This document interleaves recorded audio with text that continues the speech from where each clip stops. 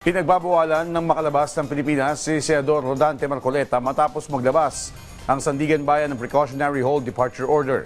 Kasama ni Marcoleta sina dating Quezon Representative Mike Defensor sa inilabas na kautusan ng Anti-Graft Court. Yan ang report ni Rod Lagusan. Kasunod ng inilabas na Precautionary Hold Departure Order o PHDO ng Sandigan Bayan 7th Division laban kay Senator Rodante Marcoleta na isa sa mga bagong Vice Chairperson ng makapangyarihang Senate Blue Ribbon Committee, hindi pa muna nagbigay ng payag ang senador dito ng tanungin ng mga mamamayag. Sa susunod na yan, boss. Opo. Pagbibigyan ko kayo. Pero sir, yung whole departure order po ng Pagbibigyan ko kayo sa susunod. Una nang sinabi ni Marcoleta sa kanya naging privilege speech noong May 25 na kayang-kaya siyang ipakulong. Dito rin sa bulwagang ito, somebody said,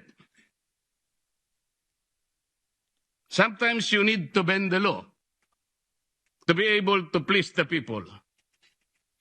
Am I right, Mr. Secretary Remulla?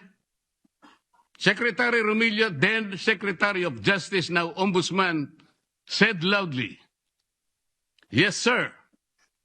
So pwede na nang baluktutin lahat, kagaya ng pambabaluktot na ginawa nila. Binigyang din ni Marcoleta na pwede siyang maaresto pero hindi anya sila mananalo. Kasama niya sa inilabas na PHDO si dating Quezon City Representative Mike Defensor, Aricitel Viray at Joseph Espiritu. Naharap sa reklamong plunder, paglabag sa Presidential Decree No. 46 o pagtanggap ng regalo at indirect bribery sina Marcoleta, Defensor at dalawang iba pa sa Office of the Ombudsman kaugnay ng umunay 75 million pesos na campaign donation. Kinumpirma naman ni Bureau of Immigration spokesperson Dana Sandoval na walang record ng pag-alis sa bansa ang apat. Ito'y kasunod na rin ng inilabas na PHDO ng Sandigan Bayan. Sa naging ex parte application ng Office of the Ombudsman, iginiit nito na flight risk si Marcoleta at iba pa. Kasama sa mga ibinigay na rason ng ahensya ay may financial capacity si Marcoleta para makalabas ng bansa at non-bailable ang reklamo laban sa kanya. Kasunod na rin ang hindi dito pagdeklara na naturang halaga sa kanyang salin, may posibilidad anila na takasin ni Marcoleta ang batas. Binigyang diin ng ahensya na responsibilidad ng bawat public official na ideklara ito. Sinubukan namang hingin ng PTV News ang panig ni Defensor pero wala pa itong tugon sa kasalukuyan.